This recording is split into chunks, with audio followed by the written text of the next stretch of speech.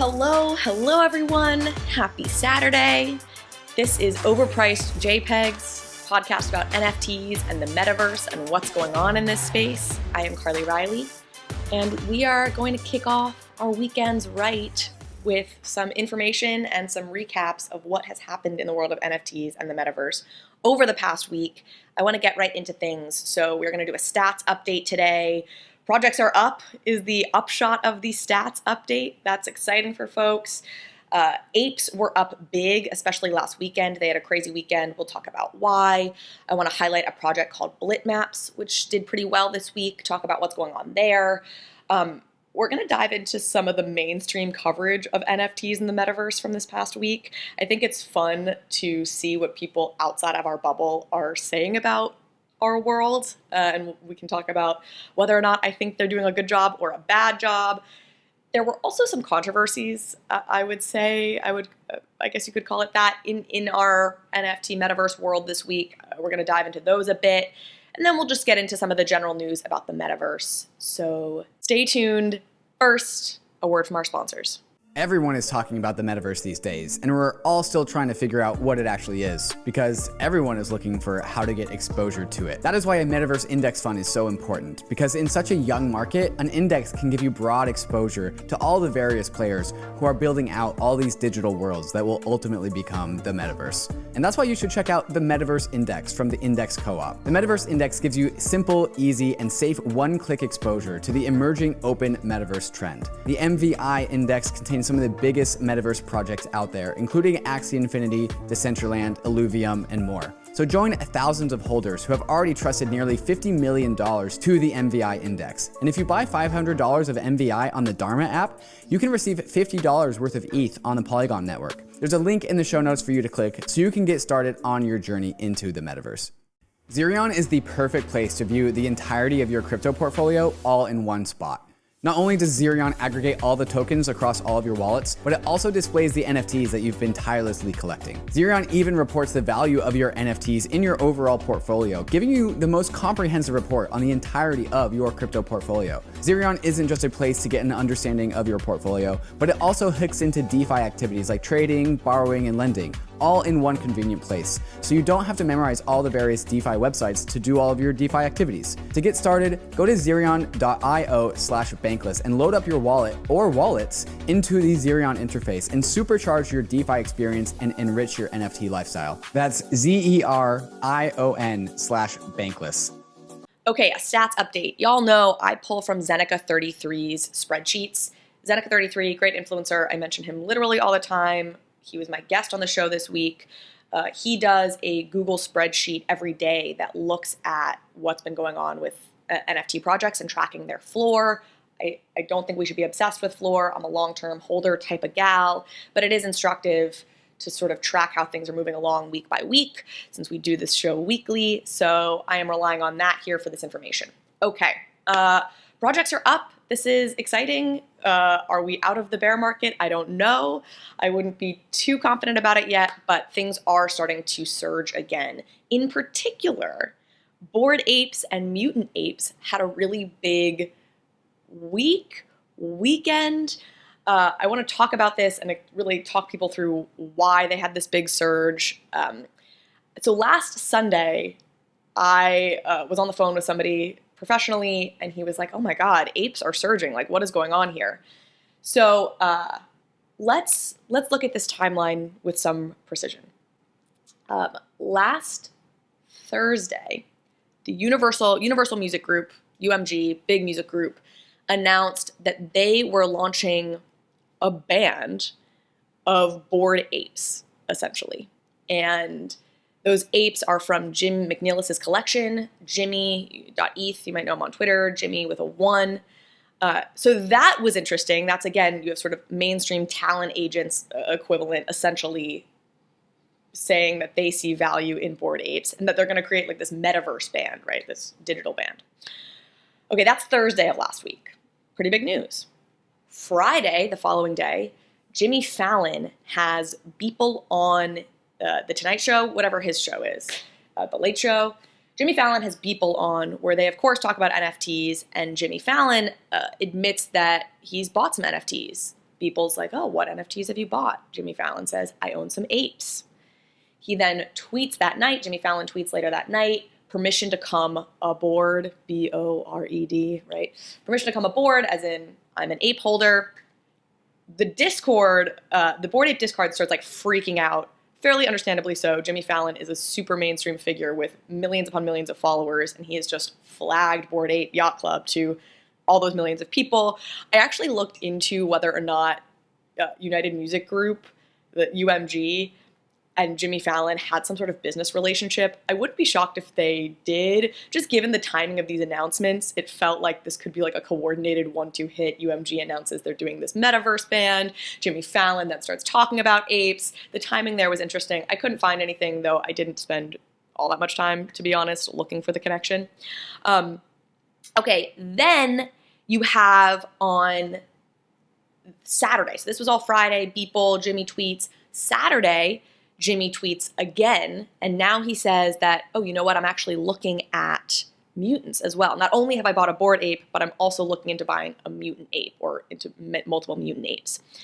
So for the last couple days, the Bored Ape Discord has been going crazy, and specifically they have been chanting, and by chanting I mean posting in all caps on the Discord, war on the mutant floor, as in people were started pumping mutant apes as all this good news was coming out about Bored Apes. So now you have Jimmy Fallon on Saturday tweeting about mutant apes. This sends it into overdrive. I mean, I went back. I spent like 2 hours scrolling back through the Bored Ape chat just to see what was happening in real time over this weekend. People were really going crazy. If you've never been a part of a Discord chat while a floor price is pumping, it's a unique experience. It's also an experience in which bad decisions can be made because you can get very swept up in the enthusiasm of everybody in the chat being like, mutant floor is going to 100, you know, like it can be a little dangerous as a buyer. It's like going grocery shopping when you're hungry. So Jimmy Fallon tweets on Saturday, okay, he's buying mutant apes, things are going crazy. And then, Sunday, I apologize. Sunday he tweets he's looking at mutant apes. Also on Sunday, Timbaland, the rapper, posts on Twitter announcing that he's going to have he's hosting a Twitter Spaces with O'Shiny, who's an influencer in the NFT space. And the name of the Twitter Spaces is Timbaland launches virtual music group with essentially collaboration with Bored Ape Yacht Club. So this is now the second music group that has been announced in a 3-day period that's going to be comprised of Bored Apes. And of course, this is like the cherry on top of this crazy weekend of all these announcements about Bored Apes and mutant apes, etc. Ironically, on Monday, the following day of all of this, Bored Ape itself, the Yuga Labs, announces that there's this game that they're going to be releasing that can only be played by Bored Apes and mutant apes. But that feels like almost secondary news to all of this other stuff that's been going on. Also, Timbaland, I guess in this Twitter Spaces, says that the first single from this Bored Ape band will be coming out this coming week. So stay tuned for the first Bored Ape band single. That the band itself apparently is called The Zoo. Truthfully, I'm not exactly sure how I feel about the future success of these Bored Ape bands. The concept, I think I'm just not degen enough. The concept is a little strange to me. People are really excited about it. They're like, what happens when Timbaland's Bored Ape band wins a Grammy? And there was a good answer that was just like checkmate culturally, right? Like we just win the culture war at that point as NFT holders if a Bored Ape band wins a Grammy. That's certainly true. I'm still very skeptical that a Bored Ape band will win a Grammy, but again, might just not be degen enough about it. I think I want to talk about, though, what I see as the bigger picture here and what's really important about this, whether or not you believe in the bands themselves. I think that we don't always like to admit this as a space, but there are a limited number of pathways for an NFT project to have long-term success and to really go the distance in terms of still being here in 10 years and growing and thriving. And there's not infinity paths to that. One of the biggest and most compelling paths for long-term success is building a mega brand, building intellectual property that has a tremendous moat around it because of how recognizable and iconic it is, right? Supreme in the streetwear world is just such a brand. And Bored Apes, day by day, seems to be squeaking out ahead of every other NFT project in terms of commandeering that kind of potential brand space. And so when you have friends who are like super fudders, or, you know, people who are like, this is such bullshit, what the heck is going on with NFTs? This is so weird.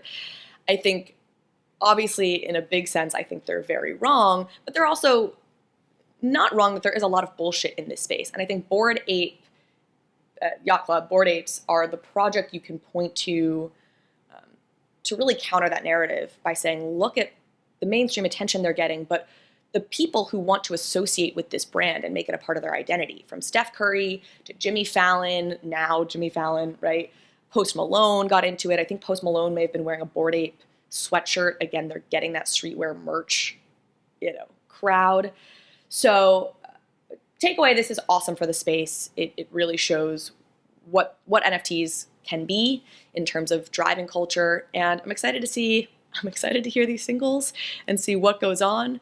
I just to give you the numbers here, Bored Apes started the week. I think the floor was like 38 something, 40. It surged to a floor of 60 on the high end. Mutant Apes started before all this happened with a floor of like 4, and they surged up to 10 at the high point. Now it's hovering around 8 last time I checked, the floor of the project. I will say, as I was spending my many hours perusing the Bored Ape Discord chat, there were some folks who were like, oh my God, I sold my Mutant Ape like 2 days before the surge happened for like 4 ETH or whatever. And really lamenting the pain of that. I know it might seem frivolous, and obviously it's a luxury problem to say, oh, I sold my Mutant Ape for $20,000. But there is a really real pain that exists when you sell out on a project too early, or you buy in at the peak. And to anyone who's doing that right now, who just did that, we've all been there. It hurts. You're lucky. You'll have a win next time. The fact that you're in this space and in a position to be selling a Mutant Ape at all means that you're doing something right, and stick with it. Don't feel too sad. This is your sign that you're going to be all right, and we are going to make it. Wag me, baby. Okay. The second project to talk about as part of our daily stats update is Blitmap. So I want to give people some context on Blitmap. Folks might not know what it is. It's stayed a little steady the past 2 days or so, but earlier in this week, it jumped like 50% from a floor of 6 to a floor of 8.8 ETH. I think now it's hovering around 8. So Blitmap is a like sci-fi story project. I guess I'd characterize it that way.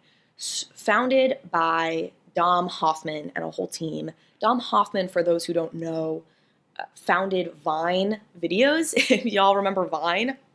And he also, I'm going to try and phrase this properly. I'm going to say this. He founded the Loot Project, which is something we'll undoubtedly talk about in some future episode in greater detail, because it is a really interesting project in terms of the way it sort of flipped the usual NFT model on its head. For those who don't know, the quick context is Loot was an NFT project that you would mint directly from the smart contract. Dom Hoffman kind of started the whole thing, kicked the whole project off.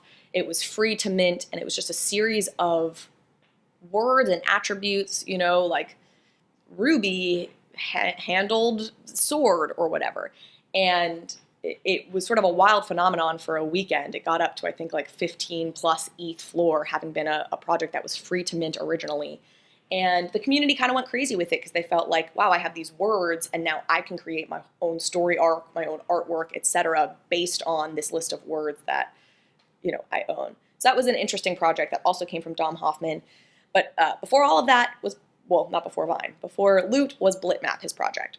And I think what I want to highlight with Blitmap, because it did well this past week, is it is one of these projects that belongs to the Creative Commons. You'll see this listed as CCO.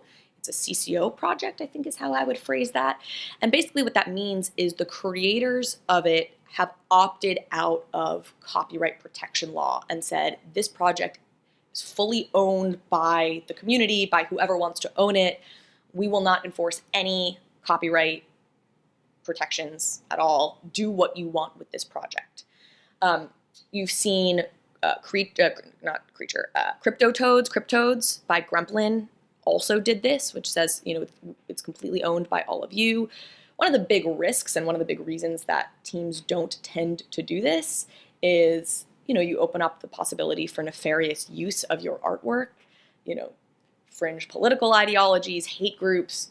Anybody can come along and then use your work for their own purposes that may not align at all with what you stand for. But this is a risk that this project, for example, Blitmap, has decided it's worth taking. They wrote a long blog post about it, explaining their thinking as to why they wanted this to be a Creative Commons project. And we'll talk a little bit about this for a minute, because I think understanding how different projects approach the ownership question is really important if we want to get smart about this space over the long term. So last week, Dom Hoffman tweeted, hey, here's the rough plan for the Blitmap universe moving forward. He said, Blitmaps equal power. Blitmaps were the very first generation of this project, and they are essentially these pixelated pictures smushed together to create a new pixelated picture. So he's saying Blitmaps, those original things, are power in this universe. A little vague, but okay, interesting. Blitnots, which was then the second launch from this overall project. Blitnots are these sort of robot people-looking things that have TVs for heads, and in the screens, in these TV heads, the Blitmap image is featured. I'll try and put pictures up. And then, so he says Blitmaps equal power, Blitnots equal heroes, and then enemy collection, they're launching another collection, which are these enemies. These are the villains in this sci-fi story that's being built. As part of this tweet, Dom Hoffman says, sort of this roadmap is establish backstory and building blocks, create examples of character-driven narrative in different formats to fire up the imagination, CCO all of it, add incentives, see what happens. So we've talked about roadmaps on this show before. Zeneca brought up that he's not a big fan of roadmaps. I think this is a good example of the kind of very flexible roadmap that Zeneca likes to see, assuming the project is talented enough to pull it off. What Dom Hoffman is basically saying here is yeah, we're going to give you guys some backstories for these characters that we've created, and we're going to create some examples of interesting character narratives as far as we see it. And to give you guys sort of fodder for your imaginations. But then we're going to put all of it in the Creative Commons. So we're going to say we have no copyrights over any of this. We're going to add some incentives to make you guys come up with a story, and we're going to see what happens and see where this world goes. So much like Loot, this is very much an experiment in, if we hand the story over to the community, what will be created? And this is really interesting to me because it's a central tension, I think, that we're going to be grappling with in this community for a very long time, which is centralization versus decentralization. Is a project better off having one clear creative visionary who controls everything and drives everything? Or are we better off having a group of people collaborate on something and see what happens if they build together? I think the reality is you're going to have really amazing projects come out of both, and you're going to have really crappy projects come out of both models. And but it will be important to track that as we move through this space. And so far, the community seems to have liked this roadmap and liked this concept because the floor is doing very well. Dom Hoffman is also a special person, and has had a lot of success thus far in life, and so is somebody that is, I think, trusted to create an interesting project. He has a whole bunch of teammates as well who are all interesting. But we will see. We will see what happens with Blitmaps moving forward. We'll continue to track it. In the spirit of continuing to track things, I wanted to just mention where BYOPills is. BYOPills is the project that I really talked about last week and explained last week. It's been a little up and down this week, not in any sort of crazy way. It's now holding steady. So it didn't continue its surge, so to speak, but it also did not crash. Again, it was like this one project that throughout the bear market seemed sort of just unmoved by what was happening in the broader market. So very interesting. Okay, our next topic today is about mainstream coverage of NFTs and the metaverse. This was partly inspired by this Jimmy Fallon segment where he had Beeple on, and it was so funny to imagine the audiences, the Jimmy Fallon audience reaction to Beeple. I don't know if I was reading into this, but it felt like they were like sort of laughing, but sort of confused.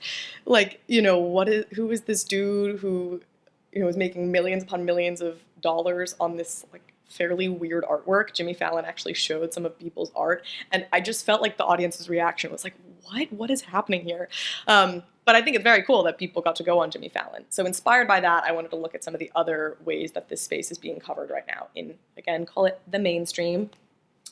There's one article that I want to call out. It was from Fast Company, and the headline is, "Science proves it, most NFTs are worthless." So the headline and the general like tone of this piece really just, like, my reaction was like, okay, boomer. Not because I actually think what they wrote was wrong, but again, it's about the framing, and the whole like way they approached this piece was very, I don't know, just mainstream. I just felt lame. Okay, so the thrust of the piece was this. We here at Fast Company, or I don't even think it was Fast Company, but you know, somebody analyzed NFT sales over the history of NFT sales over the last 4 years essentially, and found that most of the NFT art doesn't sell for anything. In fact, they found that 1% of projects sell for more than $1,500, just 1%, and that 75% of projects sell for less than $15. So there was this one quote that said in this article that said, according to new research, Beeple's success is an extreme outlier. Which again, I just wanted to be like, no shit, Sherlock. Like, oh, you mean the man who sold a piece of artwork for $69 million is an outlier? Like, that's an outlier in the real art world as well. I think this is what bugged me about this piece, was they acted like this was unique. They acted like this was unique to the NFT market, or in some way this information delegitimized the NFT market, when what they were describing, I think, absolutely applies to the physical art world as well. There's a reason that starving artists is a stereotype, right? Most artists are not making money. So the focus here should not be on why does the NFT market have the same, I don't know if you even know if you want to call it problems, but same restrictions as the physical art market. It should be, oh wow, isn't it amazing that there's a new way for artists to make any money at all? Let's look into that. That was sort of my general feeling on it. However, I do think there is an important takeaway here, which is because NFTs are a hot topic right now, I think you have a lot of artists who maybe see them as like a holy grail and are like, I just need to get into NFTs. I too can become a millionaire. And I do think it's important to flag that that's not the case. That just because you make something an NFT does not mean it's going to be successful. And in fact, it's actually a ton of work to launch an NFT. And the projects that you're seeing be really successful, for the most part, they had pre-existing relationships in the NFT space that allowed them to be successful upon first launching. NFTs are not a holy grail for artists. Lord knows I wish they were. I think they present tremendous opportunity for artists, but you're not guaranteed success simply because you're an artist who launches an NFT project. And somebody tweeted this the other day, I think it was Punk2476. She was like, I hear from a lot of artists whose work isn't selling and it makes them feel really sad. And I think that's because there's a comparison element there, which is all these artists seeing all these other people, or feel like they see all these other people getting rich off of NFTs, and they're like, what's wrong with me and my art? That's not my experience. It's not just you. this is a hard space. You can be an incredibly talented artist and still not make it as an NFT artist because there's a lot of supply here. So Fast Company's article, in general, I found the tone a little eye-rolly, but I actually think there was a central message that is something we should flag more often. ONJUNO is your new crypto-enabled financial services company. ONJUNO lets you get your direct deposit paycheck paid to you in crypto. Set up your direct deposit with ONJUNO and receive part of your paycheck in your preferred crypto asset, reducing the time that you're holding on to your inflating dollars. The best thing is ONJUNO sends your crypto directly to your own wallet, whether it's your Ledger, your MetaMask, or however you hold your crypto. ONJUNO can also be a checking account for your crypto, where you manage both your cash and your crypto from one simple account. It's free, and opening up an account with ONJUNO comes with a metal debit card that gives you 5% cash back at select businesses, including Uber, Starbucks, Walmart, Target, and other Web2 companies. Use code BANKLESS when you create your ONJUNO account, and our friends at Juno will airdrop you $50 in ETH when you set up your first crypto paycheck. Sign up at onjuno.com/crypto to get started. That's onjuno.com/crypto. I want to give a special thanks to overpriced JPEG partner BlockBlock, not only because they are a sponsor of this show, but also because they are my employer. BlockBlock is an innovative blockchain lab. We work across NFTs and the metaverse, and our goal is really to push the industry forward with every new project we take on. We founded and currently run the Meebits DAO, which just partnered with Larva Labs to create more metaverse-friendly renderings of Meebits, which is awesome. We are also partnered with a Sundance Award-winning filmmaker to build the first DAO that will own a feature-length documentary film. We have a ton of cool projects down the pipeline and are really looking for cool people to partner with on this. So go to blockblock.io to subscribe to our newsletter and be kept up to date about what we have going on, and also to check out open roles we have available. Would love to have you apply, come work with me, coming out, blockblock.io. Ben Shapiro went on Joe Rogan, I guess this past week, and they talked about the metaverse. I don't want to hear people's opinions on Ben Shapiro and Joe Rogan. That's not the point of this. The point is they are prominent figures with a lot of followers, and they talked about the metaverse. And the clip that I saw online caught my attention because the caption for the YouTube clip was Facebook's, quote, odd metaverse decision. And that caught my attention because I was like, okay, whatever you may think about Facebook becoming Meta, this decision is not odd. It's brilliant. It makes all the sense in the world. I've been going back into, call it the Facebook Mark Zuckerberg archives since this announcement. And I went back and listened to a conversation that Mark Zuckerberg had with Kara Swisher, the tech reporter. Kara was interviewing Mark. And what Mark Zuckerberg kept saying over and over again, this was back in 2017, 2018, was Facebook is a platform for human connection. We're not just like a social media platform. We are fundamentally trying to facilitate human connection, greater human connection, etc. And again, whatever you think of that in terms of like maybe corporate bullshit speak or a way for Zuckerberg to dodge responsibility for things, I think he really believes it, and he sees that as the true north of Facebook. And hell, Facebook has facilitated human connection. It's grandmas getting to see baby pictures of their grandkids in ways that they never could have before. It's, connecting with old friends from high school, et cetera, et cetera. So they have done that. And that continues to be the refrain he uses now as he talks about the metaverse and why Facebook is getting into the metaverse. It's about human connection. It's about human connection. So he is very, very clear on what he sees as the true north and the vision for this company, formerly Facebook, now Meta. And in that frame, the Meta decision makes all the sense in the fucking world. So again, feel how you will about it, but this is not an odd decision. This is a very sensible, logical decision.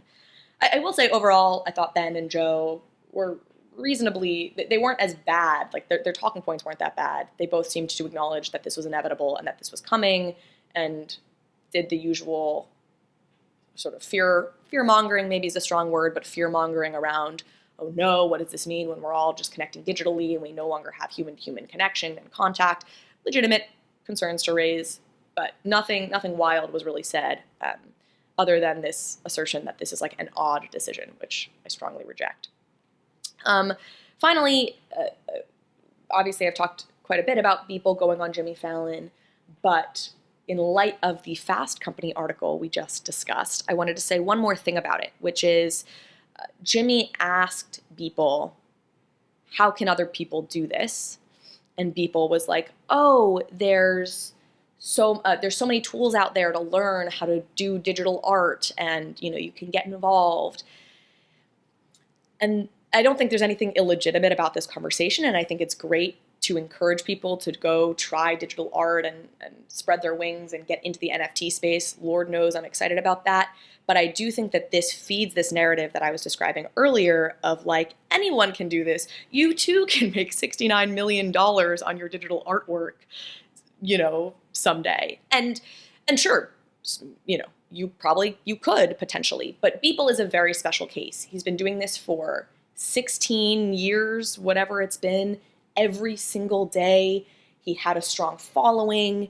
He had really found this hole in the market that probably doesn't exist as much anymore, because you now have Beeple and a ton of other people also trying to be Beeple now. And I guess what I really just wanted to double emphasize here is, if you are an artist trying to get into this space, or you want to make your move into NFTs, take the time to make connections in this space. That is actually possible here. You can go into the discords of projects you admire and talk to the founders or catch their attention. But take, I don't know, maybe a year, who knows how long it takes, but take time to really build your network in the NFT space, because that is so critical for launching a project. We talked about it a bit with Betty at Deadfellas. I will say it till I'm blue in the face over and over again. I think people underestimate how important it is to have connections in this space when you're launching, because we think of this space as, oh, it's so decentralized, there's no gatekeepers. That's not true, right? There's just sort of there are new gatekeepers in this space, and it's beautiful and it's lovely, but you do need to put the time in and really network, in my opinion, if you want to be successful launching an NFT project. Okay.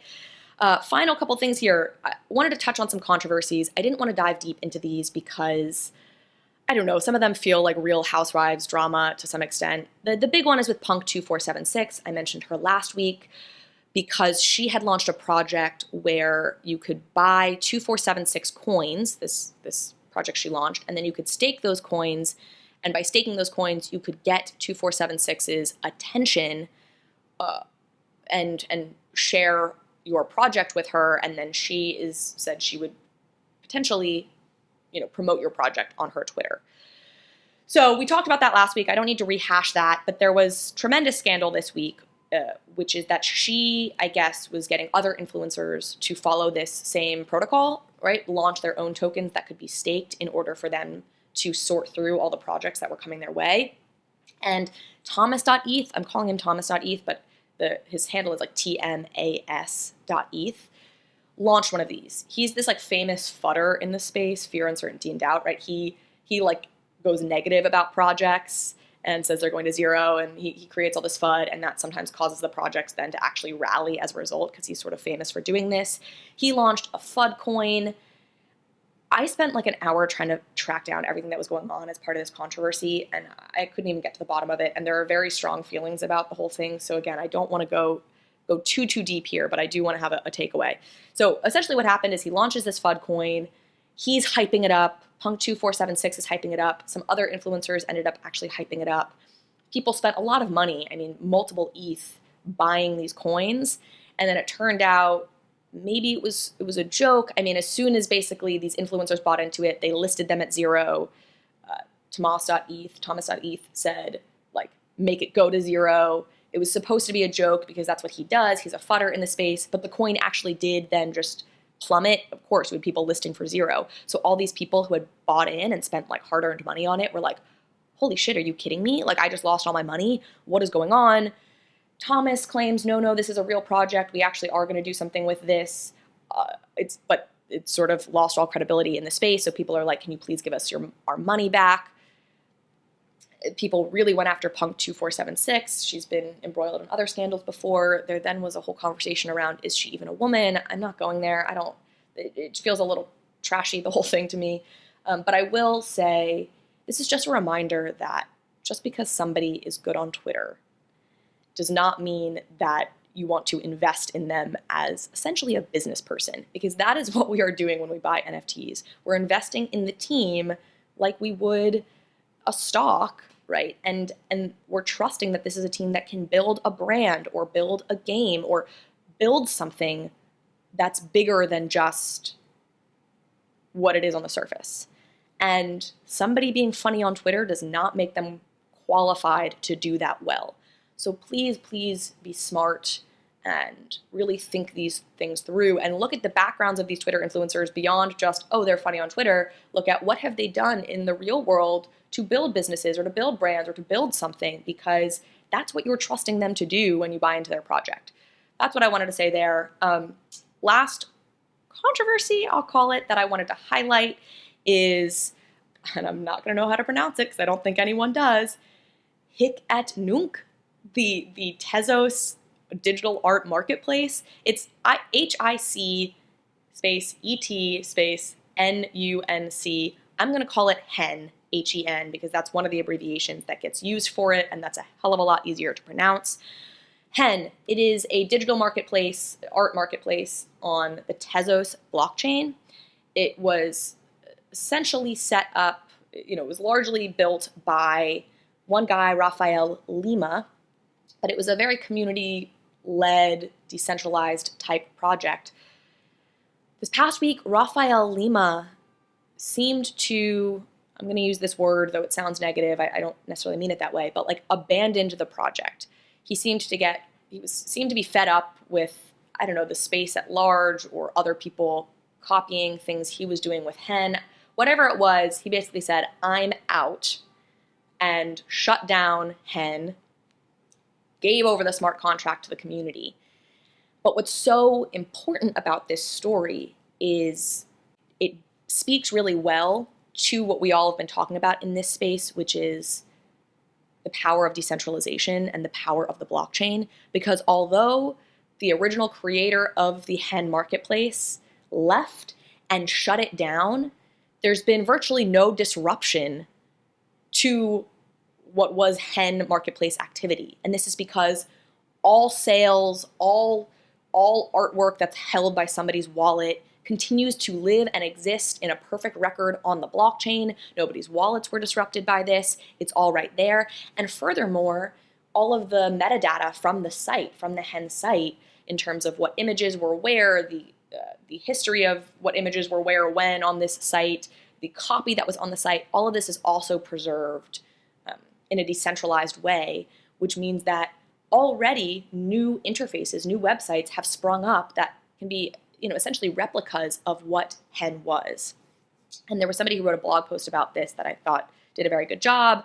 And the author said the website, so the HEN website, was merely acting as a thin interface atop the decentralized blockchain contracts and peer-to-peer file hosting. And that was his way of saying this is why it was so not catastrophic when the founder of the project decided to peace out. I think it's a really interesting case study, something to understand and maybe look a little deeper into if you're interested in this space, because it supports everything we in this space have been saying for a while, which is this is the power and the beauty of decentralized systems. You're not at the whims of, and you're not beholden to the whims of any one individual creator.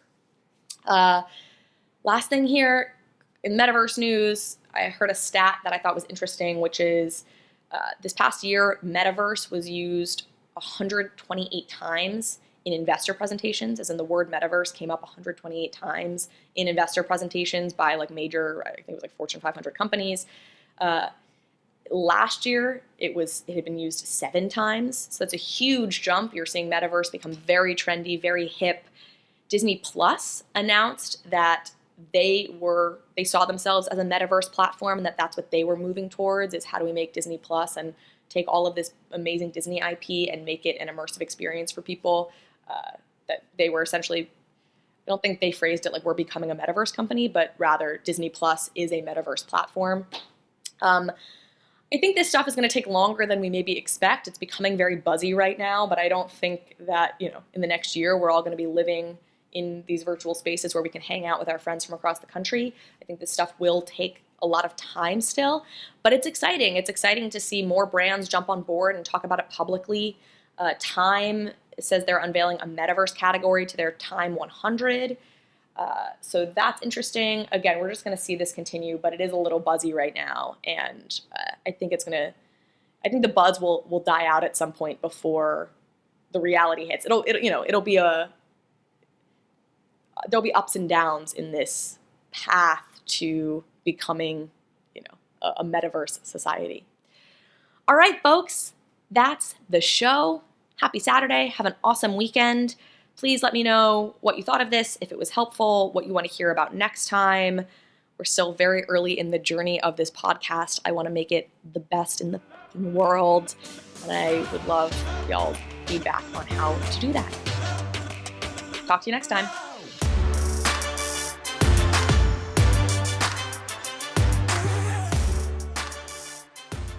Hey, we hope you enjoyed the video. If you did, head over to Bankless HQ right now to develop your crypto investing skills and learn how to free yourself from banks and gain your financial independence. We recommend joining our daily newsletter, podcast, and community as a Bankless Premium subscriber to get the most out of your Bankless experience. You'll get access to our market analysis, our alpha leaks, and exclusive content, and even the Bankless token for airdrops, raffles, and unlocks. If you're interested in crypto, the Bankless community is where you want to be. Click the link in the description to become a Bankless Premium subscriber today. Also, don't forget to subscribe to the channel for in-depth interviews with industry leaders, Ask Me Anythings, and weekly roll-ups where we summarize the week in crypto and other fantastic content. Thanks everyone for watching and being on the journey as we build out the Bankless Nation.